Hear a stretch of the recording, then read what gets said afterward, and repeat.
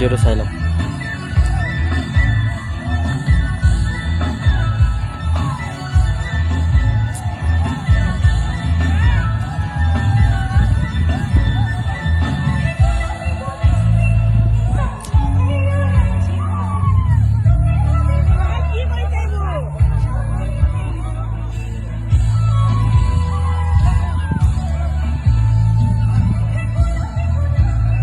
এই ল'ৰাটো কি ভুল কৰিলে?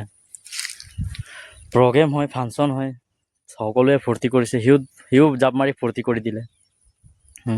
জাপ মাৰি ফূৰ্তি কৰোঁতে মানে কি হ'ল, বোকা পানী অলপমান এইটো হিৰ'গিটাৰৰ গাঁতত লাগি গ'ল। এইটো বোকা পানী কেইটামান গাঁতত লগাৰ কাৰণে যে এইটো ল'ৰাটোক এনেকৈ মাৰিব লাগে জানো? ইমান গছকি মাৰিছে।